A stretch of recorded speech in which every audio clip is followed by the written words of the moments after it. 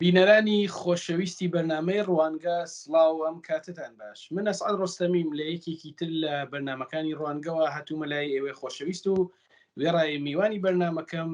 تەوەرێکی تر یان بابەتێکی تر گەنگەشەکەین و لەسەری قساکەین.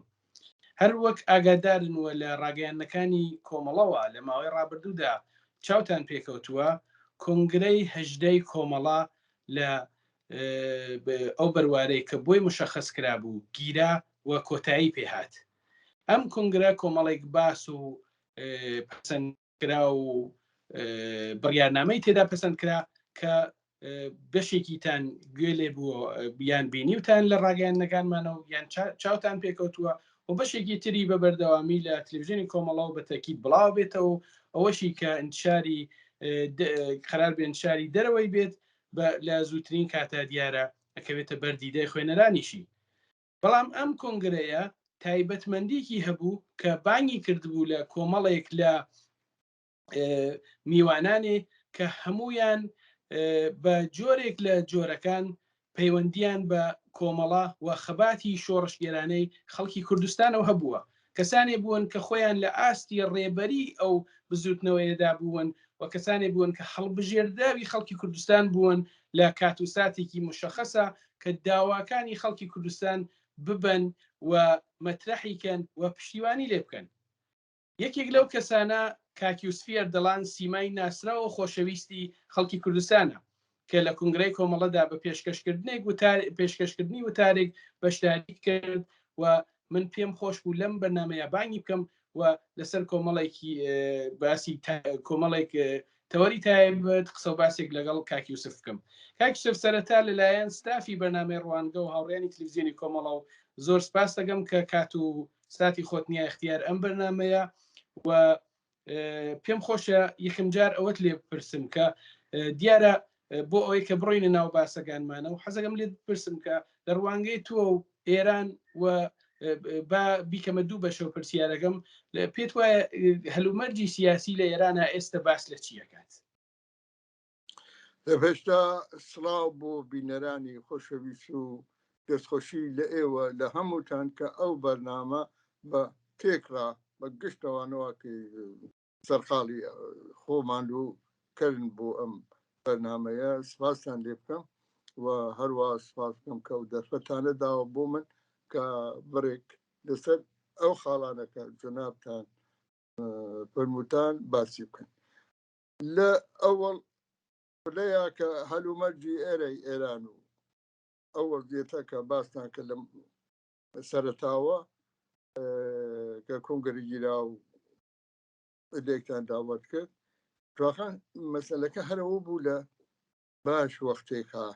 ئەو کۆنگەرێنەوەکچی مەجبور بوون بیگرن یعنی ئەشیا بتانگدا چون وەزعەکە ئەگەر قەڵوا بێ ئێوە تشکیلاتێک بن تشکیلاتێکیش لە سەر و وەزێکی تایبەتیە دەبێ خۆی ئامادە بکە بۆ ئەنواعی تەغیرات و گۆڕانکاری چاولێکراو یا چاولێ نەکراوە. زۆر شتەیە کە ئێمە نایبینین دەبین ئای ئەوە وڵات چاولێ نەکراوە بەڵام واقعیەتەوەیە هەموو حادثەکانی تاریخی هەموویان چاولێکراون ئەگەر بە وردی چاو خشنینە هەموو حادثەکاندا ئەوە زۆر گەلێک مهمە بۆ ئەم وەزە لە وەختی هەستیاری ئەلعانش کە دەیبینین ئەوە شتێ نییە بە نەزانە بە نووسراوە یا بە زۆر تێبینیکی قوڵ تماشاکەین بەڵکو ئەبینین وەزی ئێران لە چ وەزعێکدایە بە تایبەت ناکارامۆیی و نەکبەتی ئەو حکوومەتە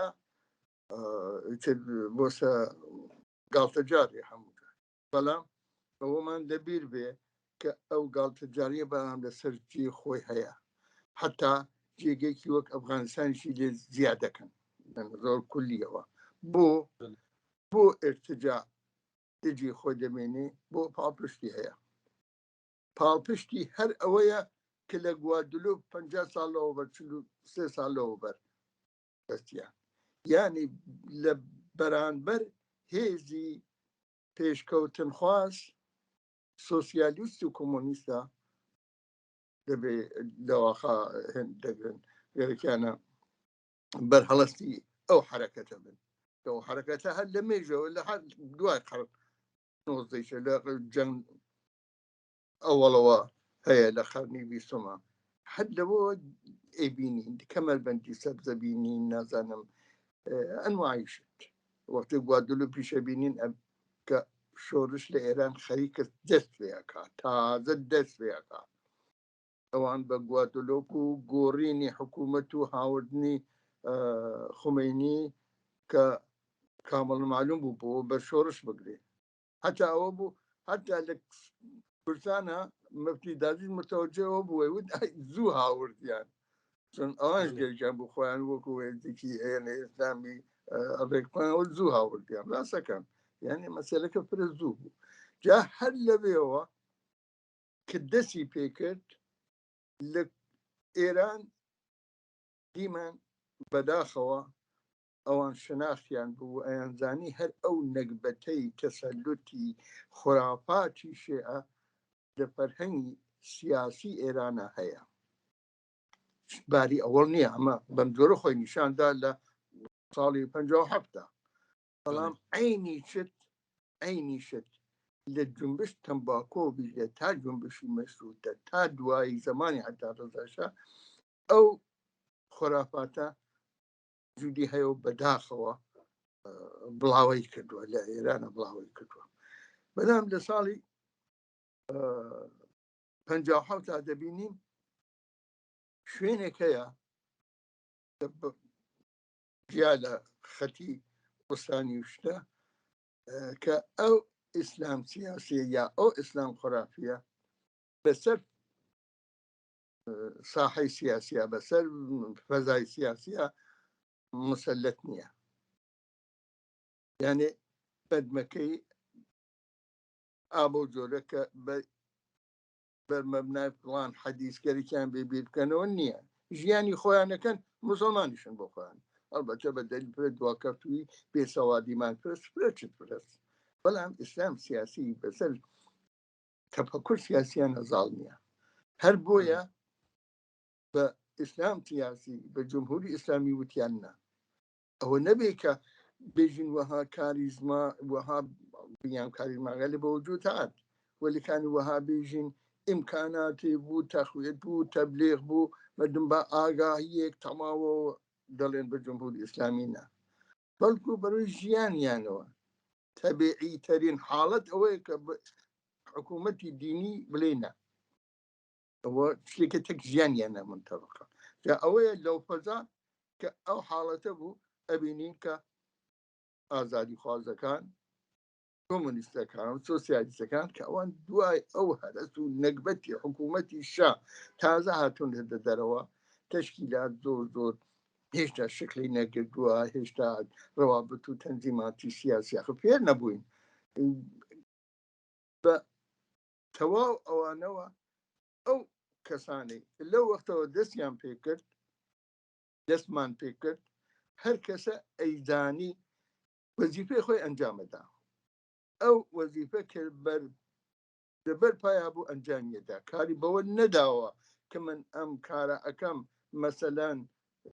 بە نەفعی کێ هەست یا کێ نییە بەڵکو ئەزانی بە نەفعی مردمە شعارێکی بوو خزمەت بە خەڵکردن کامەڵەن ئەو انقلابیونی ئەو سەردەمە ئەزانن کە ئەو خەڵکە چه نیازل و احتیاجاتیان هەیە کە شان بەشان ئەوان بۆ دابینکردنی حتا نیاسای مادیان کە بەرۆزستان بوو ئەڕۆیش کاریانە کرد تا ئەوەی کە ڕوونیان بکەنەوە ئاگاییان پێبەن و ڕۆژ بە ڕۆژ بێسال لەگەڵیان خۆیان ئامادە بکەن چارەنووسی خۆیان بگرنەتەسەوە ئەوە بوو کە ئەبینین وەزیفەی یەک انقلابی لە یەک جامعەی معەنە ئەنجام وەزایفێکە ها لە بەرپایە نەوەی لە کتێب نووسراوە ناو کتێبەکان زۆر شت نووسراوە ئەو لێندە قسەی خۆش هەیە ئەلئانەش تۆ بتەوێ هەر حزبێک دروست بکەی بە تۆ ڕوتین تۆ ئەو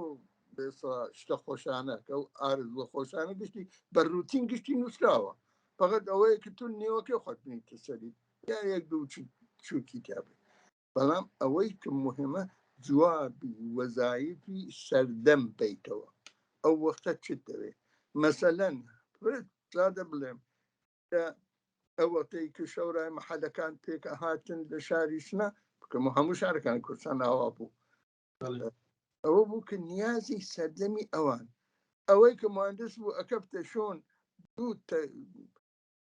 پوتە نەفت و بە کۆڵانانە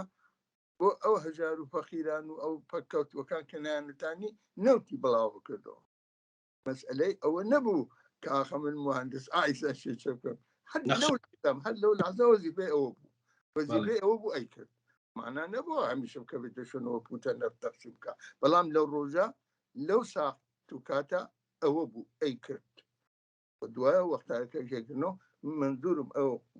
قسانە ئەەکەم بۆ ئەوەی کە وەزیفە لە هەر وەختێکە لە هەر شوێنێکە تایبەتی خۆی هەیە دەبێ بیبینی دیتنی ئەو وەزایفەیە لە تاریخا زۆر مەسئلە هەیە کە نەمان دیوە زۆر مەسلەی شەست داهاتووە بازم ناتوانانی ببینین خەتای بە قەڵماروف خۆمان نییە بژین وڵا بێسەوات بووینیان نەمان دەزانی شتەس نابینرێ بتەبعیە مەسەلەن هەر ئەم حکوومەتی مەلایەنێک بە تۆرکوری لە ئێرانە هاتنە سەرکار ئەمانە ئەشرافیەت ڕۆحانیەتی بوون لە زەمان سەفەویە هەتاکو ئیسا موجودن یعنی وەختی حکوومەت مەشروتەی شات مەشروتە نەیتوانی ئەو مناسباتی پێش سەرمایەداریە لە بین بەرێ هەر بۆیە ئەحزابی دوای ئەوش حتاکە ئیسیشە هەست بەناو جبهەی ملی خۆیان معرفیەکەن دڵێن چی قانون مەشروتەکەیان هەر پێی باشە بۆچی بۆ ئەو مناسباتە کۆنیانە نەتانی لەبین بوون نابینرا لە حاڵەتەکە تەشەکولیکی جەبەلاحی هەر بەڕاستی لە خاوەرمیانە هەیە بەناوشەیە کە یەک وەخت مرکزی نەجەف بوو ئیشە مرکزی خۆمیش هەست ئەم نەجە بەجێ خۆی ماوە بە قودەتی کەمەوە بۆتۆ نسبەت بە مەسئولەی قۆم کە دەوڵەتی گردە دەسەوە بەڵام ئەو مەسئلە هەیە و مبارزەکردن لەگەڵ ئەو مەسئلە تەک وەختی کەسێ بەخۆی دەڵێ سۆسیالیست بەخۆی دەڵێ کۆمۆنیست مەسائلی زۆری لەبەر بێ ئەو مەسئلەیە بۆ کۆمۆنیستیکی ئەلمانی مەترەحا ئەلعانە ئەو مەسئلە هەر ئەوە نییە کە ئەو دەستور ئەمەڵە هەر ئەوە نییە بۆ کۆمۆنیستیکی ئێرانی کە خەریکە ئەمەڵەکە یا بۆ کۆمۆنیستیکی کورد کە خەریکە ئەمەڵەکە وەختارەکە دەبینین ئەو تەفاوەتە هەیە لە کوردستانێکە کە ئیسلامی سیاسی زاڵ نییە ئەبینین هەموو بێسا چەپەکان ئەو وەختەی ئێران زۆربەی زۆریان تێن بۆ کوردستان هەم یارمەتیان هەم گەرکیان خۆیان فعالیت بکەن بەڵام بەداخەوە کوردستان ناناسرێت کوردستان بە عنوانی ئەوە کە جبهەیەکە لە مخابڵی ئەو حکوومەتە ئێرتجاعیە ناناسرێت کوردستان وەکو پشتی جبهە چاولێکن ئەو پشتی جبهە چاولێکردنە خۆی فرە دەربەیدا لە هەمویان وەختار کە جبهەکان تێکچوون ئیتر نانتەن لە کوردستانە بێن ئەو هێزانەی مانەوە لە کوردستان یا توانیان ئێدامە بن کە توانیان چی کوردستان بناسن و کوردستان جبهەیان بوو ئەم جارەشی بدەن کوردستان کوێیە بەڵێ ئێران کشوەرێکە کەسیر المەردمان بووە هەر لە مێژەوە لە ساڵیانی مێژەوە کە حتا ببینیتە لە زاوان سەفەوی بەمداوە بەر لەویشە بووە وەکو هەموو جێکی دنیا مەگەر ئیتالیا چۆن بووە مەگەر ئەڵمان چۆن بووە هەمویان مەجموعەیەک بوون لە دەواخا ئەم بێژین دەرەبەک وەلی فرمی دەرەبەگایەتی لە شەرخات شتێتر بووە فرمەکەی فەرخەکە بەڵام مەجموعانێک بوون کە پێکەوە ئاداب و ڕسوم و فەرهەنگیشیان هەر پێکەوە بووە و وەکو لەواخا ئەو کەلیمە ئیسە چۆن فرە مۆدێرنەوە بووەتەوە بەڵام بەڕاستی وە قەدیمە ملوکت تەوایفی بەڵام هەرەوە کۆنفیدرالیزمی عەشایری بووە کۆنفیدرالیزمی خانی بووە هەر خانێ لە شوێنی خۆیان بە کەیفی خۆی بە شوێنی خۆی بە قانون و ئاداب و نەریتی خۆی کاری کردووە لەگەڵ ئەو خانەکەی تریشە پێکەوە متحد بوون و مەرکەزێکیش بووە ئەوانیە پێکەوە نووساندووە ئەوە فەرمێک بووە کە ساڵهای ساڵ تووری کێشا و تەبعاً فەرهەنگی خۆشی بۆ جووتەنەوە ئەوە ئەنیلاوە بەڵام هەرچینە سەر مەسەلەی کوردستانەکەمان بەڵێ کوردستان لە تاریخە ئەبینین ئەو حاڵەتە پێسا فەزای لایکە کە لە ناویا بووە خەریکە گەشاکە و ئەو گەشەکردنە بڵێ کۆمیشەکانی وادار کرد یعنی کێشا سەرنجیانێ بەخۆی کە مەسەلەکان حەکە ئەوینێن تو مەسائلێ لە کوردستانە هەیە وەکی مەسەلەی نەتەوایەتیە مەسەلەی نەتەوایەتی پەدیدێکی ئیجتیماعیە مەسەلەی نەتەوایەتی کە جەماعەتی بەخۆیان دەڵێ خۆی بۆ دوور پێناساکە ئەوەی کرد لە کورد تێتە دنیا نەسحاس کە منداڵەکان کورد تێنە دنیا ئەوە نییە خۆی هەڵی بژاردە یا هەڵی نەبژاردە بۆ ئەوە ناتانی بێژی وڵا هابزبام قوتویە دەورەی کوردایەتی توا بووە توا بووە من کوردم چ بکەم مەسەلە ئەوە نییە کە تۆ بیت بە حەساوێکتر بە حەساوی ڕشتی مەسئلەی نەتەوایەتی لە ئوروپا بی کوردەواریەدا باسی بکەیت و باسکردنەکەیشی شەرتە چون مەسئلەی نەتەوایەتی لە مەخسوسەن لە شەڕی ئەوڵەوە وەکو مەسئلەیەکی سیاسی تایبەتی تێتە ئاراوە هەرچەند خودی شەڕی ئەوڵیش لەواخا بەر ئەساسی هەرو ناسیۆنالیزمی دەسەڵاتدارەکان کردیان دوایەوە جنبشگەل ئازادی بەخشی ملی تێتە بەرەو ئەو جنبشە ئازادی بەخشێلە ئەو ئازادی خوازە نەتەوایەتیەکی تەواو وڵاتە مستەعمەرەکانی گرتە بەر ئیتر ئەبزاری ئەو دەواقع هەستی نەتەوایەتیە ئیتر لە دەست ئیستعمارگەرەکان دەرهاتە ئەکەوێت دەست وڵاتە بەسا مەردمە مستەعمەرەکان ئەوەیشە بە هەر کامی بە فرمی خۆی دەرتێ یعنی تەغییراتێ لە باری نەتەوەیە و لەواخا چەمکی نەتەوەەوە پێکاتووە شی ئالۆ پرۆسات تێی بکەین ئەبزانین لە کوردستانە بە چ تەریقی تێی بووە ئەو مەسئلە گەلێک مهمە ئەوەی کە ئەبینین لە کوردستانە ئەو حاڵەتی لەواخا تەسەلوتی فەزای دینی نییە بەسەر سیاسەکەیە ئەوە زۆر ئیمتیازێکی گەورە بوو کە جەماعەتێک لە پێشیشا لە زەمان شا پێکەوە ڕەفێک بوون ئاشنا بوون بڵین مەحفل نەبوون ئەمانە هەنایە حەساویکەن وەڵار لە ڕۆژێکە لە یەک ڕۆژە یەکسەرە مەسەڵەن تەشکیلاتێک هاتە دنیا نەخێ تەشکیلات یەکدار هات نهاتە دنیا کۆمەڵە ئیتفاقاً حوسنی ئەوەیە کە لە ڕەوەندێکی هەر ئەو 15 ساڵەی 20 ساڵەی بەلە حکوومەتی جمهوری ئیسلامی وردە شکلی کرد بڕێ مەحفل و شتی تێپەر کرد دوایەوە لە جمهوری ئیسلامیە ئیترە وەزیفەی بوو بە سەریانە لە بیرمە کە حتا بەر لە هاتنی حکوومەتی ئیسلامی لە مانگی دەیما و هێشتا بەهمەنی وەختارێکە شار ڕۆیشت و دوایەوە خومینی هات سوور بوو بۆ گشت ئەوانەوە کە من ئەیانم ناس کە ئەو حکوومەتی تێ حکوومەتێکی ئێرتجاعیە دەبا ئەشێ خۆمان ئامادە بکەین بۆ ئەوەی سبەی ڕۆژ دەست بەتاڵ نەبین بۆ ئێمەی جەماعەتی کۆمونیست ئیمکاناتی کیشان نەبوو لە زەمانشان نایشتوویە فعالیت بکەین توانی بمان تەشکیلاتێکی سیاسی ئەوە بەر و بەڕیندانین لە مەخاڵ ئەوە ئەزانین مەسەڵەن تەشکیلاتێکتر بە وجود هات ئیمکاناتێک کەوتە بەردەستی منزورم حزب دموکراتە تەشکیلاتێکی بوو ئەفرادێکی بوو هاتن توانیان زوو خۆیان سازمان بن ئیمکاناتی پادگانی مەهاباد کەوتە دەستیان ئەوە پێ بەخەوەتیانی کرد وەلی بۆ کۆمونیستەکان ئەوە نەبوو مەشیە مەسەلەن ئەفراد وەکو من خۆم دانیکی ئەشێ بڕۆم بۆ تاران باشە ڕەفێقەکانت بینم هەڵدلدانیەکانم گرسۆ ڕەفێقانە بینم ئەوەی کرد لە تاران چواردانە نەزانم ژێسی و بیدانە کۆڵتی پەیدا کردیا ئەوانە جەمۆکەینەوە بە هەزار شەرمەسەری و بە هەزار لەواخا زەحمەت ئەوانە بێرینە بۆ کوردستان کە دەیان ڕەفێقی تریشمە هەروایانە کرد لە شوێنەکانی تر خۆیان ئامادە ئەکرد بەڵکە بزانین چ بکەین هەر ئەوە بوو کە لە مەسەلەن مەریوان بێسا بیر و فکری ئەوە کە یەکێتی جوتێران بە وجود بێن و ئەوەڵین دەستێک لەوە خام و سەلاحیان بکەن بۆ جوابدانەوە بۆ ئەو مەسەلەگەلەکە ئەو وەختە بوو داوە تماشایەکیان ڕشتی چم یعنی بەو ئێعتبارە وەزیفەی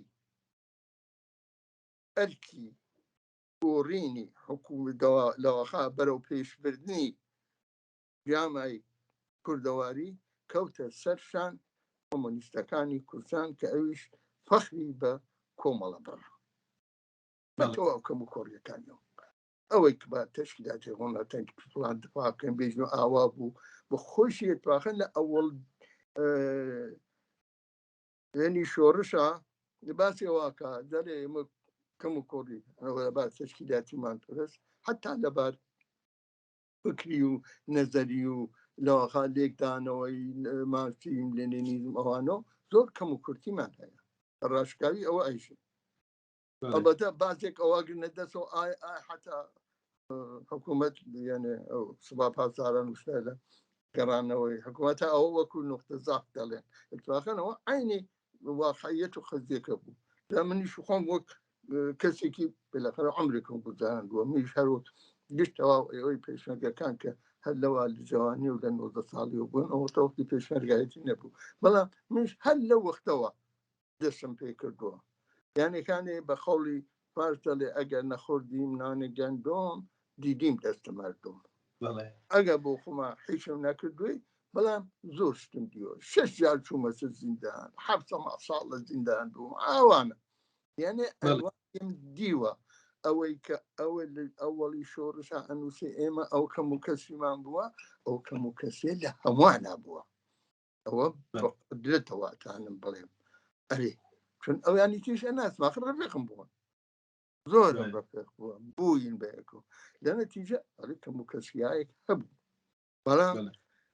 ئەوەی کە دەرکی وەزیفەیە کرد هەر لە وەختەی واکە کەس نەبوو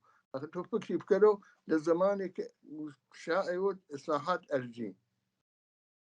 بەڵام جەماعەتێ پەیدا بن دەڵێن ئیسلاحات ئەرجی ئەری دیکتاتۆری شان نە مەگەر چەند نەفەر بوون فرە نەبوون ئەو هەموو عالەمەی شەکەوتە شۆن شاکەوتووە شۆن شازیندە باشا بوو معلومە ئەوت ئیسلاحاتی ئەرجی جا تەواوی ئەوانەوە کە پیانژین یان نەڕۆ پیانژین بە ئیسلاح ببینی ئیسلاح تەڵەب ئەوانی شێوەدەوە نییە خەریکە حتا حزبی توودا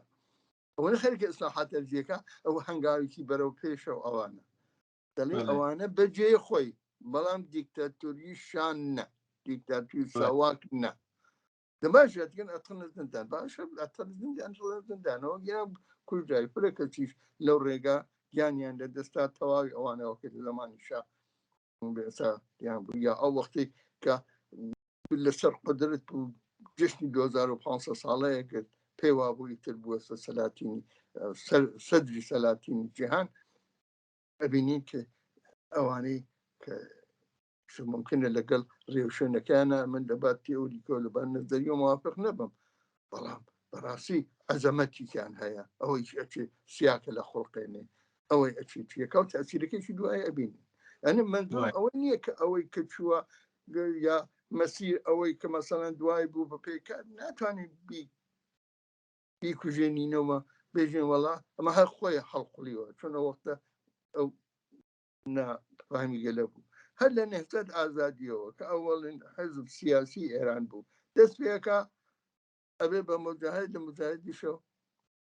ئەوەی واکەی ڕووناک بیرترەوە ئەوانەوەکی دەرکی مەسەلا کابێ بە پێکارکەتتر منزورم ئەو گەشەکردنە لە کولی حرەکەتی ئەوە وەکو نمونەیەک ئەیژم لە کولی حرەکەتی ئێرانە هەبوو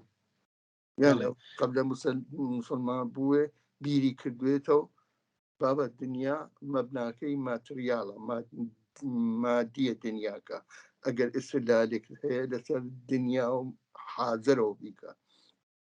ئەو ئەوهامی ئەوەیەوە کە حالە شوێنێکترا ئەوە بێڵا بۆ هەر ئاخر بۆ عاقبەت بێڵای بۆ شەو ئەوڵی قبر ئیسا هادی دنیەکەی سەر لە دنیاوە خەیە زنی بکاتی تێ بە ماتریالیستوە بیری لێکەیتەوە بی بە سۆسیالیستێکە بێ بە کۆمۆنیستێک بە شوێگەل مختەر منزۆم ئەوەیە ئەو کۆمەڵە کە ئاوا دامەزرا بە تەواوی وەزیەتەکەیەوە ئەو ئەرکە کەوتە سەر شانی و هەنگاوی بۆ هەڵگرت. بەڵێ کاک یوسف دیارە زیاتر لە 4 دەیە ئەبزەری بەسەر ئەو مێژواکە ئێوە باستان کرد یا ئەگەر لە سەرتاگەی و باسی گەنەتانم بژم زیاتر لە 5 دێش. ئێستا بە بوونی سیستمێکی دیکتاتۆر داپلۆسێنەر و ئیسلامی وەکو کۆماری ئیسلامی لە دەسەڵاتی یان بەسەر خەڵکی ئێرانەوە ئەبینین کە ڕۆژ بە ڕۆژ برسیەتی فەقر هەژاری بێکاری و هەموو ئەو کارەساتە خراپانەیە کە لە دنیا باسیەکەن مەسەڵەن دەڵێن فلانە وڵات بێکاری هەیە فلانە وڵات فەقری زۆرە فلانە وڵات نازانم بێمەسکەنی هەیە. ئێستا هەموو ئەم قەیرانانە کە یان ئەو بابەتانەیە کە ناوی قەیران و ناوی بحرانی لەسەردان دێت لەسەر کۆمەڵانی خەڵکی ئێرانە تاقی کراوەتەوە بەسەر کۆمەڵانی دیارە کۆمەڵانی خەڵکی کوردستانی بێبەش نەبوون لەو وەزعیەتەوە بە شێوەیەکی ئاگاهانە و زۆرتریش کێش کراوەتە سەر سەرەتایی ترین مافەکانی ژیانیان. کنگرەی کۆمەڵە کە بەسرا کنگرەی هەژدەی کۆمەڵە ئێوە یەکێک لەو کەسانە بوون کە لەو کنگرا بەشداریتان کرد و قسە باسێکتان لەو کنگرە کرد کە باسێکی کورت بوو لەم مێژوەیە کە ئێستا گێڕاتانەوە. حەزەکەم یەکەم پرسیار ئەوەت لێ بپرسم بۆچی کاتیتە ئەو کنگرە بۆچی ئەو قسە و باست پێشکەش کرد چه پەیامێکت بوو؟ پرسیارێکی باشە چون من لەوەخان جدو ئەو تشکیلاتنی دیارە رەخنەم قەبلەنیش هەبوو بەڵام ئەرزم کرد وەختێ مەسئلەی ئەساسی مەسئلەی کوردستان وەکو جەبهەیەک لە مقابڵی حکوومەتی جمهوری ئیسلامیەوە دەمدی و دەیبینم لە وەختا لە ئەوەڵە بوو ڕێگە حەلێکمان ئەرزم کردی وەکو شەورای مەحەلەکانمان بوو دوایەوە حتا گەیە شێراوی شار و ئەوڵ شەورای شارێکی ئینتخابی دامەزراوان وەکو تەجربەیەکە نانم شتێکی کامل بوو بەڵام بەڕاستی تەجربەیەکی زۆر زۆر عەزیم بوو کە بازم لەوانە بوو کە نایبینی نەماندی و لێ تێپەڕەبین شوانە و گذەشتۆ تەوا بووە نەخش شدە نییە. ئێمە مەسەلەن فەرزکە انتخاب دەکرێ شارێک ئیدارەی شارەکەی خۆی بە ئیمزای هەرچی حکوومەتیە بگرێتە دەستەوە دەستی خۆی بێ هەمووی ئەوە پلەیەکی گەورەیە. بەڵام لەوە بینین لە 11 نەفەر سێ دانەی بە ئێستا کۆمۆنیستە یەکیشی خانمێکە ئەژێ من کۆمۆنیستم دەنگ دێنێ لە تاریخی ئێرانە شتی وە اتفاق نەکەوتووە کە بە دەنگی ڕەسمی انتخاباتی حکوومەتی ڕەسمی ئەو مەرکەزی ئۆستانە ئۆستانێکی بچووکیش نییە ئۆستانی کوردستان منزور ئەو فەزاواکە بۆ وجود تێ بە تۆ ئەشکەم ولێ پاشکە لەو 11 نەفەرە سیانی کۆمۆنیستە بەڵام هەر بەڕاستی سیانیشی حکوومەتی جمهوری ئیسلامی خوازە ئەو پەنجەکەی خۆیان موسڵمان هەن وەلی وەکو هەموو موسڵمانەکانی تری کوردستان ساحێ و نەزەری خۆشیان هەن ئەوە بوو کە فرە وەخت هەر دنیانەدا بە دانەی لە کۆمونیستەکان کە بڕێ بە شوێن فڵان کارە یا مەموریەتی فڵان کار بکات ئەوە گەلێک تەجربەیەکی زۆر مهمە جا بۆ ئەوە ئەرزم کردی جیا بوومەوە لە سوالەکە وەلی جیاش لەواقع نەبوو بۆ من مەسئلە ئەوە نییە کە لەو تشکیلاتە ببم یان نەبم دەواقع بە ئێعتبارێکی شەکەم کار نەداوە بۆەوە تشکیلاتەکە ڕاوابەتی داخلی چۆن بێ هەرچەند پێم خۆشە ئەو تشکیلاتەیەکی ئیش ئەیبینم لەو کورسانە کە جبهەی لەواقع نە بە جمهوری ئیسلامیە و هێشتا ڕێگۆڕیشەی ماوە من لەو تشکیلاتی کۆمەڵەکە لە کوردستانە ئێستا لەوا دەبینم کە بۆ ئەوەیە هەر ئەو نزیکایەتی و هەر ئەو هاوخەباتی و هەر ئەو هاوزۆریە من ئەکێشەی بەرەو ئەوەی کە بێم و سڵاویشی لێ بکەم هەروە لە پێشیشتا هاتووم و هەتا مانگیش مامەتەوە لە مەخەڵەکە و دەگەر برایەنەوە یعنی ئەحساسی ئەو لەواخا یەکبووین و برایەتی و ئەمانە جدا لە تەواوی تەفاوەتەکانی هەم بووە تەکیانە ئەوە خۆی مەسئلەیەکە تەک پرە کەسی شامان ئەمانتانە بێ یا هەر ئەوەیە ئەوە چون لەو تەشکیلاتانی تەک ئەو فڵان شتا ئیتر خەت کێشمەبانیە نەخێر وان نیە بەڵکو ئێمە هاو خەباتی ئەو سەمیمیەت و ئەحساسی دۆستایەتی و ڕەفاقەتە ئەوە شتێ نییە بەساوی بە تەواوی تگایکی بپاکی بکەیتەوە من مطمئنم حتاکە وەکتی بمریشم خای و فرە ساڵە لەوەخا لە تەشکیلاتی کۆمەڵە بژم وەکو تەشکیلات هاتوومت دەرم بەڵام بە هەر کەسیش بڵێم من کۆمەڵە نیم پێمەکەن ئەو قبولیە معلومە ناوێتیش خوبیکە چون کۆمەڵە جریانی لەواخا سۆسیالیست و ئازادی خوازی کوردەواری و ئەوە سەبت بووە ئەوە شتێنیە بە مەیت خۆم بە مەیتۆکتانی بیگۆڕی چون ئەویان واکە ئینتزاریانە لە کۆمەڵدەمەوە ئەرکان نەسەرشان کۆمەڵە ئەوە یەکە ڕێیان پێنیشان بە ئەوە یەکە لە شەرایەتی ئەلعانەیشە دیسانەوە بێخاتەوە بیان فرست سەخت نییە یعنی سەختە لە لایکەوە ولی ئەو یەککردنە بە ئەنواعی مختلف ئیسا شێرهای مختلف وەکو نازانم ژینکە پارێزی و هونەر و نەمایش و فەرهەنگی و هەر ئەو کچ قارەمانەی واکە دەڵێ کلاسی کوردی داهانێ زارا ئەچێتە زیندان ئەوە جوابێکی پێویست بە شتێکی تایبەت ئەداتەوە و حکوومەت لەوە ئەترسێ بەڵێت ئەوە هاوڕێمە معلومە من هاوڕێ ئەوم ئیتر ئەوە بە شتی کەوتون ئەو جەماعەتە وتم ئیتر لە مەولا نەسحای نەسڵێکە کمناڵەکان تێنە دنیا دەستی خۆیان نییە بەڵامش تۆ ڕێەکە ڕێحەلەکە پیا بکەیت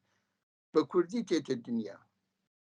کارگی بە ناتانێ بکەیت یا هەرەوەیشی و مسلمانەکەی شێر بەو جۆرە یانێ وەختارکە تو مبارزەی نەزەری تەک مەسایلی خورافی و نەقتی قورئان و ئەوانەکەی ئەوانە گشتی درست وەلێکانێ ئەوەی واکەی مسلمانە خۆ بە ئیستدلالەوە نەبووە بە مسلمان کە گەرەکی بێ بە ئیستدلالەوە تو بێژی ئەوە خاصە یا خراپە لەسەری لاچێ بەتەویشە ڕێگێکە ئەوەی واکەی ئەیژێ من کوردم بۆ کوردی خوێندنەکەی ئەچێتە زیندان ئەوە نەبێ کە بۆ ئیستدلالەوە ئای وەڵا ئەوە معلومە کە فەرقی نییە معلومە هیچ نەتەوەی تەوەی ترا فەرقی نییە بەڵام ڕێگە حەل بەرگری لەو ناسیۆنالیزمە مبارزەکردن تەک ناسیۆنالیزم عەزەمەت تەڵەبا هەست تەواوی منتەخە بەشە بەشەکانی ئێران لەواخا ئینعکاسێکە شوێنیزمی مەحەلی لە هەر شوێنێکە ئینعکاسێکە لە زۆر و زڵمی شوێنیزمی عەزەمەت تەڵەبی ئێرانی وەختارکە عەزەمەت تەڵەبی ئێرانی زۆرت لێکە ئەم جارەوە تویش بە ئەنواع مختلف بەداخەوە فرێکیان هەر ئەو فرمێشە ئەگرنە دەسەوە کە حکوومەتەکەی گری مەسەڵەن حکوومەتەکەی من 2500 ساڵ هێنمەت و فەخرەکە ئەمیش چمانە مێزی پۆکرە ئەیژێ من 2700 ساڵ ئەوە ئەوە مبارزەکەوان نییە ئەوە درست هەر ئەو سیستەم عەزەمەت تەڵەبەکەیە نەخێر من ئیمڕۆ هەر ئیمڕۆ من جامعەیەکم کە ئەوەڵەن ئیسلام سیاسی بەسەر فەزای سیاسیەکەما زاڵ نییە یەک ئەمەوێ وەکو بەشەرێک بژین ئەو بەشەر ژیانە سێ دانە پەرەمت هەرە سادەی هەست بەرابەری ژن و پیامەت کە تەبعەن ملەتێک ئەگەر ژن و پیاوە بەیەک و بەرابەر نەوێتە قەرن یەکۆمە ئیتر ملەت نییە ئەسڵەن نیمانە ناکرێت دوو لانی کەمی ژیان حەقی ژیانم بێ بخۆم بەشێت بژی ماخە بیامی گەدا نابێ نە ئەبێ بەرنەتەوە نابێ بەهیچ حەدی ئەقەلی ژیانم هەبێ کەرامەتم بناسرێ من بخۆم بە کورد دەناسم کەرامەتم ئەشێ بناسرێ یعنی ئەو شتێکی وەها ڕوونە کەوە تۆ ناسی مەسەلەیەک نامێنی بەڵێ وەڵا ئەو وەختە ئەسڵەن ببەخشە لێرە قەوسێکەکەم و بۆ ئیدامەی قسەکانت حەزەکەم ئاماژە بۆش بدەیت. کەسان دەڵێن ئەوە بۆ نمونە کەسانی گیانبان کردووە بۆ کۆنگرەی کۆمەڵە تا سەر ئێسقان ناسیۆنالیستن. تو واقعاً تا سەر ئێسقان پێت وایە ملەتانی تر ناوێ ئەو داواکاریانیان بێ کە تۆ بۆ خەڵکی کوردەکەی. ئایا ئەگەر یوسف ئەردەڵان بگەڕێتەوە بۆ شرایەتێکی انقلابی تازە، ئەگەر خەڵک لە سیستان و بەلوچستان لە تورکمان سەحرا لە نازانم باقی بەشەکان ئێران یارمەتیان بێ دەڵێ وەڵی کینە پێویست ناکە من لە کوردستان فقط مبارزاکەم. بەخوا نازانم ئەوانە ئەیژن چێ ئەوانە هەرسەر لە کاریان دەرناکەم هەر پێیش خۆشنی گوێ بدەم بە قسەیان یا جوابی قسەیان بدەمەوە چۆن فقط یەک کەلیمە ئەتانم بژێم ئەوانە بەداخەوە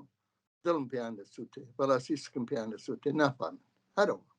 ئەتانە پێ بژم نافامن وەلی وەختارەکە ئەو وەختەی ئێمە لە شاری لە کوردستانە بە تۆر کوردی و لە شاری سنە ئەماوت نە بە جمهوری ئیسلامی حکوومەت تۆپوتانی لە نۆرۆزی سنە بێسا ئەمانیدا بەرخۆمپارە لە وەختە درست هەر لە وەختە لە بەلوچستانە لە ئێران شارە لە زاهدانە تەزاهۆرات کریا کە گولولێ ئەیدی بە خەڵقی کوردە یعنی نەورۆزانەی ساڵ 58 لە زاهدانە تەزاهۆرات ئەکریا ئەیانوت ئەوە جێژنانە بۆ خەڵکی کورد گولولەیە ئەوە نازانم چی ئەو وەختە چیم کردە نەبوایم لەسنان دەبوایم بتانە وەڵاوە لە زاهدانە بێخۆت بەلوچەکان ئەو قسە بێخۆ دەکەن یا ئەوەی هەمشان و هەم ڕزم عەرەبەکان لە ئەفغانستانە لە عەرەبستانە لە خوزستانە یا ئەو هاودەردیەوە کە تەک مەسەلەی ئەوە کۆمۆنیستەکانن ئێمەش وەکو کۆمۆنیست ئەو هاودەردیمانە معلومە بووە ئەوەی کە هەڵەسن یعنی بڕۆن بۆ تورکمان ساحرا بەڵکو بۆ یارمەتی ئەوانە ئەو هەستە نیسەش وجودیەوە ئەو هەسە ئەرێ یەکێک وەک منیش هەر ئەو هەستمە هەر هەیە جواباکە هەرچی کەسێ قسەی ناحەساوبکە بیکە نازانم ناوانە ئەرزم کردی حتا لە ژنەفنیشی بێزم دێتەوە وەسکم پێیان دەسووتێ بەڕاستی فقط ئەتانە بێژم بەداخەوە ئەقلیان لە دەستاوە هەر ئەوە وێلا ئەوەی کە بێت بە ئەفرادێکی ئاوە گشت ئەوانەی فێک لەوانیش واکی لەو کۆنگرا بوون لەوانە بوون کازانم هەر ئەو وەختا بوون لە شاریسنا کە لە بەلوچستانەوە هاوپشتیان بووە هەر ئەوانە بوون کە ئامەدەردی تورکمان ساحرا و شوێنەکانی تریان بووە ئەوە کەسێک ئەوانە نەبینێ بۆ پێوا بێ نازانم وەکو ناتان بێژم قاشە چۆن قاشیشە پێشینێکی هەیە جەماعەتێ هەڵقڵاوە مارکێک لێبن ئەوە لێو حاڵی نییە وازانم کەچیشیان ناگێ ئەو قسان من تا مەغزی ئوستخان نازانم ئەوان بە ناسیۆنالیزم ئەژین چی بە ناسیۆنالیسم ئەزانن عەزەمەت تەڵەبی ئێرانی مەسەن بە ناسیۆنالیست نازانن کابراکیان هەیە داستی 2500 ساڵ حکوومەتی ئێرانیە کاوەلێ بەو جلوشە تاخیرەکە یا تاخیرکردن بەڵێ لە کوردستانە جەماعەتی شوینیست هەن درست ئەو شوێنیستانە ئەکسۆل ئەمەلی یعنی درست کاردانەوەی شوێنیزمی عەزەمەت تەڵەبە بۆ مبارزەکردن تەک شوێنیزمی کووردا کە هەیە دواکەوتویی هەیە بۆ مبارزەکردن تەکەوە فقط وە فقط گەورەترینی داژم فقط وە فقط بەڵکە گەورەترینی مبارزەکردن تەک شوێنیزمی عەزەمەت تەڵەبە تۆ ئەوە لابەی ئینعکاسەکەی ئیتر ئەو وەختەسە داواکەی لە ئەو شوێنیستە بێسا تەسک مەغزەی تەسک بینە تەسک بینیەکەی ئەکەوێتە دەرەوە وێلە تا وەختی عەزەمەت تەڵەبی ئێرانی هەیە ئەو شوێنیستە کوردیشە بەخۆی حەق دەدا کە بەرهەڵەتی بە پەرچ باتەوە ئەو قسەی عەزەمەت تەڵەبانە وەکو جەماعەتی دیکە ئەوەیە دەڵێن لەواقع بڕێک لە شەڕی بێژم جەهانی بوو جنبشی ئازادی بەخشینەتەوەی کردایان جنبشی گەورەی لە ڤیێتنامەوە بیرە تا ئەلجەزایری گردە بەر لە چینیشە هەروە کرد دژی ژاپۆنی بوو کە ئاوت مەسەلەی ناسیۆنالیزمی ملەتی بندەست و ناسیۆنالیزمی ملەتی باڵادەست و عەزەمەت تەڵەب بۆ جۆری جیانەکردەوە من ئیتر لەوە تێپەڕە ناژم 100 ساڵی لەوە بەرین بەڵام یەک نوکتەی مهم هەیە ئەوە کامەڵان ڕۆشنە کە تەسکبینی و شوینیزمی مەحەلی کە ئەڵێن ئەوان ئەنگوسان هەنە سەری ئەوڵان ئەوە کەمە هین گەورانی ئێستا نییە و ئەوەیشە تازە کاردانەوەی ناسیۆنالیزمی عەزەمەت تەڵەبە ئەوانەی واکە ئەو قساکەن یەک زەبە یەک کەلیمە یعنی شعوریان ناگەرن بەسە زانێ لە نافاڵن کە ناسیۆنالیزمی عەزەمەت تەڵەب چیەکە ئەوە نابینن خۆی هالە ئوروپا ساڵهای ساڵە خەریکی ئێژێ من فڵانی ئێرانی ئەگەر تۆ هەیە ئوروپا فڵانی ئێرانی تۆ ئێرانی تۆ چییە واکە خۆت تعریف پێکەی لطفەن ئەوە تعریف کرد تۆ گەرەکتە بە حکمی ئەوە تازە زوانی فارسی کە زوانی فەقەت زوانی ئێرانی نییە زوانی فارسی زوانێکە ئەو چەند سەد ساڵە هەر لە 1200 ساڵەوە بەرەوە بۆسە دوانی حکوومەتی دوانی ئیداری لە هێندا دەزان تازە ئێرانیەکان فارس زوانەکان گوستەرشیان دەداوە مۆغول و تەیمور و سەلجوق و ئەوانە بوون کە زوانی فارسیان گوستەرشداوە زوانی فارسی وەکو زوانێکی ئیداری مشترەک لە بینی ئەو هەموو بێسەڵا کۆنفدراسیۆنە عەشایری و خانخانیەک کە بووە زوانی فارسی زوانی ئیداری و حکوومەتی بووە و ئەو زوانیشە جا ئەم جارەوە تێن بە دەبری زوانی فارسی کە زوانێکی ئاوایە زوانێکی جوانە پاش وایە بەوە هێنتەکەن ئەچەوسێنەوە خۆیان لەژێر ئەوە دەشارنەوە نەخێر حافز ئێرانی نەبوو لەکوێ سعدی ئێرانی نەبوو ئەنە ئێرانی نین فارس زوان فەرقە کاتێک ئێرانی ئێران زوانی فارسی نییە ئێران ئەو مەجموعەکەی کردوایەوە هەتا دەوڵەتەکەی لە زەمان ڕەزاشا درست بوو ئەتانی لەسەرەوە بەداخەوە بێسەر لەسەرەوە زۆر قسە بکرێ بەناخەوە ئەم مشکلاتەوە کە ئایسە تێتە بەرەوهینەوەسە یەکێ لە خاڵەکان واکردی چاوەڕوانی چیت انتظار چیت هەیە یەکێ لە کارەکانی تەواوی تەشکیلات دەڕووناگیرەکان و کۆمۆنیستەکان ئەوەیە کە ئەو مەسئلەی نەتەوە نەتەوایەتی ڕوون بکەنەوە لەسەری قسە بکەن ڕۆشنی بکەنەوە چییە ڕۆشنی بکەنەوە ئەو ناسیۆنالیزمی عەزەمەت تەڵەبی ئێرانە کە دوو بەقەرەی زۆر بەقەوەتی لەوەخا بەدەستەوە زۆر چوومە زۆر گورزی سەرکوتکەری هەیە یەکی دینی شیعەیە کە لەواقع ئیسلامی ئێرانیە دوو زوانی فارسی کردووە بە داردەسی خۆی ئەوە تەوهینێکە بە زوانی فارسی فقط ئێرانیەکان نییە ئەو نیە ئەفغانستانە ئەوە تاجیکستانە ئەسەن ئەوانە ژێنێ بە سامانیەکان لە ئەم منتەقەی ئەمە هاتوۆتە دەرەوە بەڵە ڕاستیشەکەن شاسمان سەفەویستیش مجەسمەکەی هەلەوێ هەر لەوێەوە لەواقع زوانی فارسی سەری هەڵداوە و دوایە لە غەزنێ ناهاتۆ محمود غەزنەویە محمود غەزنەوی خۆ فارس جوان نەبووە کە لە زمان ئەوە فردەوسی شەیر و تۆ کەسانی تر سەلام نییە کە زیندوی بکەینەوە وەکو حرەکەتێکی زیندوو ئەگەر لە بار بیر و باوڕۆ هەست دەمکوتی ئەو جەماعەتە واکە کەلیماتێکیان کردووە بە بنێشتی دەمیان و خەرجی دەکەن و هەروە ئەوەی ناسیۆنالیستە ئەوەی کۆمۆنیستە ما ئەو بیان وێلە نە کۆمۆنیستن نە ناسیۆنالیستن بەخەڵ مەسەلێکی فارسی هەیە گەمۆشتانت کە خۆت بگوویەت نان کە عتار بگوویەت کارا بەخۆی دەڵێ من کۆمۆنیستم بە من چی بەچی ئەبزان تۆ کۆمۆنیستی ئەگەر کۆمۆنیستی بە عەمەلا دیارە کۆمۆنیستی بەدا بە قسەکردن نییە بەڵێ کاک یوسف پرسیاری کۆتاییم ئەوەیە لە ئێوەکە با تۆجوو بەو مێژووەکە ئێوە باستان کرد مەسەڵەن ئەوە نمونەیەکی زۆر باش بوو کابرا مهندس بوو نەفتی بڵاو کردەوە بە ماڵی هەژارانە بۆ ماڵانەیە کە نەیان نتوانی خلاصە دەستڕەسی بەوە پێیاکەن کە مناڵەکانیان لە سەرما بە دوور بگرن. ئەڕۆژ لەوێ یارمەتیە کرد و بەدەیان کردەوەی تر لەو نەوعە کە ئەو کەسانەیە کە کۆمەڵیان بنیاتنە ڕۆشتن و تێکەڵ بە جامعە بوون و جوابی مادیان بە نیازهای مادی جامعەداوە. ئەم هێنا تا ئیمڕۆ تو باست کرد تا ئیمڕۆ پێت وایە ئەمڕۆ بۆ تەقویەتی ئەو جەهەتە، ئەمڕۆ بۆ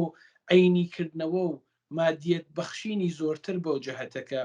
ئەگەر کوردستان کاتی خۆی جواوی نەیداوە بە جمهوری ئیسلامی ئەمڕۆ بە قەڵەکەی خۆت ئەو کاتە ئەگەر حزبمان نەبوو کاتە ئەگەر سازمان و تەشکیلاتمان نەبوو ئێستا هەموو ئەمانە هەیە گەشەی کردووە نزیک بە 5 دەیە هەر تێت و هەر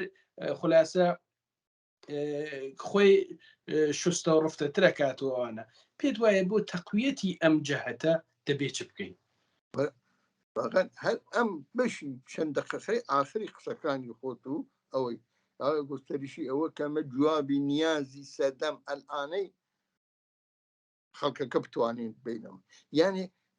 تەواوی هەوڵ بدەین کیسە بە گروگە مختلف بچوو سێنەپەر بوو یا هەرچی بکە کۆمەککردن لە تەک خەڵکا بژین، یعنی ئەو نوکتەی خاڵێکی هەرس هەم سادەیە هەم مشکلە ئەوەی کە تەک ژیان و کاری لە ناو ژیان و کاری مردما بین و جوابی مەسائلی ژیان و کاریان بدەینەوە. وەختی ئەو توانیمان ئەو کارە بکەین ئەو تەبلیغمانە کرد ئەندامەکانمان ئەوانەی واکی سێ ئیمکانات زۆرترە ئەتوانین جەزبی ئەو حرەکاتانە بکەین باشە لە کاتی خۆی دیمان چون ئەو تەجروبەشوانە هەیە لە کاتی خۆی هەر ئەو ڕێزە تەشەکلەواکی هەر ئەو 11 نەفەرەواکی بە عنوان دامەرجێنەر کۆبوونەوە تەبەن پرەتر بوون لە وەختە وەێ 11یان جەمە بوونەوە وتیانەوە دوایی ناویان یا کۆنگرێ ئەوە هەر ئەو بچکەڵە توانی بێ بە ئەسڵ و ناوەرۆکی بۆ پێکهاتنی جوابدانەوە بە نیازی خەڵکو بوو بە ئەو کۆمەڵی واقع بینێ، یعنی حدی ئەخری تشکیلات ضروریە یا بۆ ئەوە حتا ئەگەر تۆ پاراکەن دەبی حتا تۆ ئەگەر دوو سێ ئەمانەبی بەڵام هەر ئەوەی لە مشکرا بێ ئەوەی لە مێشتا بێ حکوومەتە لابەی چۆنی لابەی بە خزمەتکردن بە خەڵک خزمەتکردن بە خەڵک هەمیشە لەبەر چاوت بێ ئەی خۆڵخێنی تۆ شت ئەخۆڵخێنیەوە من نێمکرد نسخە بنووسم بۆ تۆ من لە وەختەی مەسەن من لە زیندانا بووم چادان لەناو کۆڵانەکانی سنە مەسەڵەن نیگابانی زەروریە تێمە دەرەوە ئەوە چاوشە ئەوە بەخشی حکوومەت گەریکی هێشتا ئەزیێت بکە و نازانم پۆلیس بێ ساواک بتکرێ تێتە نەزەرمان کە کاگە ناو بۆ خۆوە ناو کۆڵانەکانە نیگابانی دابنی کەسی ناتانێت پێم بێژێتەوە بکە ئەوە سە وەزیفەکە خۆی دێنێتە بەر پێشم دوای بینێم تەقسیمکردنی نازانم هەموو شتێک ئەو خزمەت گوزاریانە لە بەراتێتە بەرەو کە ئەبێ بە شتێک تۆێتە شۆرای شار دروستکە یعنی ئیدارەی تەواوی هەر بۆ جۆرە وردەوری لەسەر دووانگا پێکتێت و ئەوە نییە کەسێ نوسخەیەکی نووسی بێ جا ئەی بریا کەسمان بووای کە بیتوانێت ئەوانە بخساتە یەک ئەگەر هەر لە هەر کام لەو سەردەما چ لە وەختێکە ئەو شۆرای مەحالاتە لە پێشە پێ چ دوای تشکیلاتمان ئەو وەختە بووای بمان توای ئینسجامی تشکیلاتیمان بووە حتما دەستکەوتی هەر گەورەمان دەبوو و ئیسە ئەوە جۆرە تەجروبە بگرین ژیان و کاری خەڵک تێک نەدەین هیچ لە جەهەت یا بڕین ئەو فەزا کە بوو بەهۆی ئەوە کە پێشکەوتن خوازەکان کەونە بێسەڵا سەرڕێ ئەوە فەزایەک بوو بە دوور لە ئیسلامی سیاسی ئەوە فرە مهمە چون ئەلانە هەن کەسانێکی گەریکیانە تەک سەلەفیەکانە وەحدەت بکەن چون ئەوان ئیمکانیەت ئەوە گەورەترین خەیانەت وەک گەورەترین خەتەرە ئەوە خەتەرە نە ئەوەی بڵێن بۆ یاکێتر ئەی وەڵا ئەوە ناسیۆنالیسن ئەو جارێکان ئەوەی واکە حاکم حکوومەتی دینیە حاکم حکوومەتی دینیە جا شیعە بێ یا سونی فەرقی نییە حتا سونیەکانیشمان دیتر داعشمان دیگە لازم بەوە ناکە بەسەر ئەوە چوا قران پولی هەیە و لە شوێنێکەوە یارمەتی دەدرێت کە حتمما دەدرێ نەمان خەڵەتێنێ و مطمئن بین بێ ئەو چواقرانە ئەکرێت کۆمەڵە بەبێ ئەو چواقرانە توانی بێ بۆ کۆمەڵە ئەوە مطمئنن بێژە یاکە لەوەتێکە ساڵ 58 دیتر حکوومەت حملەی کرد بوو شاری کرد بوو باشە هیچێکمان نەبوو من مەجبور بووم احتیاجم بە عەمەل بوو بەڵێ ڕۆیشتمە تاران 6 مانگ لە تاران بوو لە بیمارستانیش عەمەڵم کرد و هات و دێتەوە ئەوانە بوو جا ئیتفاقەن یەکێک ساڵ دوایەوە ئەوە وەکو قسەیەکی خۆش یەکێک و لە حیزبێکی تر وتی ئەو وەختە کۆمەڵەکان ئەوە نەفام بوون زەحمار و بێسان نەخۆشەکانی هەنار بۆ تاران مەجبور بچوتان چون ئەو عەمەلیاتە لە کوردستان ناکرێ نوتم وەڵایەکی لەو نەفامێرە خۆم بوو چوون بۆ تاران ئەمە دیشم کرد ئەی مەبارزە یانی چی یعنی مەخفی کاری یعنی تو وەها مەخفی کاری بکەیت ئەرێ بڕۆم بۆ تاران بم ئەوە هیچ چیش بێ ئەوەی کە دڵم بکورکێ معلومە چون وەختا تو کارت کرد بێ مبارزت کرد بێ قسەی قۆڕ ناکەی عەمەلەکەی هەر ئەو ڕەفیقەواکەی لە تارانە کە ڕەفیقەکەی لە کوردستانە ئەوە لە ماڵی خۆی دایەنێ کورد نەبووەوە خۆ بەئیسڵاح ئەگەر کۆمونیست بوو معلوم لێکە ڕەوابەتی بینی ئازادی خوازەکان مەرج هەڵناگرێ ملت هەڵناگرێ ئیتفاقەن لەسەر ئەو پتەوبوون و یەکێتی ئەو ئازادی خوازگەرە کارکردن مهمە نەوەی پێم هەروە نەتەن چ پێناسەیەکدا بنم بۆ ئەوە کە ئەوە فڵان کەسێک نەتوانانی یا فڵان کەسێکی بەچه ئەتبارێ بەچێ پێناسەیەکی هیچ هەر قسە نکریا لەسەری نوکتە سەرەوەیە بەداخەوە لەسەر مەسئلەی ملت و ناسیۆنالیزم زۆر کەم قسە کراوە و ئەساسەن لەبیرەوە چۆتەوە بۆیە ئەسەن حرەکەت کۆمونیستی یانێ زنیی کار تەک خەڵکە ئەوە ئێمە لە دەرەوەی کەفتین سەر دەرەوە ئەوە زعفێکە لە ئێمە ئەوە کەمایەتیکمانە ئەوە نەوێ بە قەوەتی بدانین کەسایەکەین بە ئەم وەسایلی ئێتبار جەمعی و ئەو جۆرەشتە جوبرانی بکەینەوە ئەوە باش سفر ناومید نابین بەڵام ئەوەی حەساوکە من ئەلانەوە حەساوکەم ئەمە بەو ئێتبارەیە کارەوەختەوەکی دەست نابووم نا ئەو ژیان بوو ئەوە شتێکی تر بوو ئەو مەسەلە دووپاتەوە هەزاران و سەدان کەسی ترمان نەیوەتە ئەکەوینە بیر نەزانم کاتێ ئەکەوینە بیر سەدان و سەدان کاکوان حسین گەشت ئەوانە مەسەلە تاریخیش نیشانی داوە دوارە سەدان و سەدانی ترمان هەست دوارە سەدان و سەدانی تر ئاوا پوکەکەینەوە دەبیرمان نەچێ خزمەتکردن بە خەڵک لەگەڵ خەڵکا زنیکردن ئیسەر مەسەن ئەم ساڵی ژینگە و نازانم ئەنوای کارگەلتر هەستەوانە بگرە حتاکێ خاوێنکردنەوەی کۆڵانەکەتان و حتاکێ نازانم یارمەتیدان بە پڵان و پڵان ئەوانە خۆی ئەسڵێکێک دووارە ئەتوانێت تکرارەوە بێتەوە ئەتوانێت ئاعتماد جلب بکەین بەزان بەلان حکوومەت نازان بەهۆی کۆمیتەی ئیمام و بەنووسات و شتەوە زۆر لەو کارگەلە تێک دەریەکە ناحەساویەکانمانە بەڵام هەر ڕێگە ئەدۆدرێتەوە بۆ ئەوە تۆیش خۆت بناسیێنی بە خەڵک و من مطمئنم ئەوانە واکەی بەتەرەف حکوومەتن ئەوانە ناپیاوترین یامەکانن